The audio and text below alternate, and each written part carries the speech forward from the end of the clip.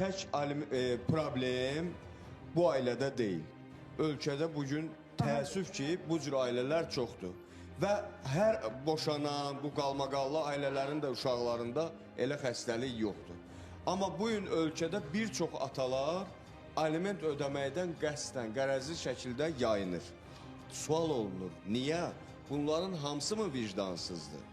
Mən özümdə, öz təcrübəmə əsaslanıb deyirəm ki, yox, hamısı vicdansız deyil. Aha. Amma bəzən ataların sözü var, bunu bu ailəyə şamil eləmirəm, amma ümumilikdə deyirəm. Mərdə qova-qova namərd eləyirlər. Gedirsən uşağı görüşməyə, polisə şikayət eləyirlər. Gedirsən uşağı görməyə bir dava çıxardırlar. Bu ailədə problemlər yoxdur.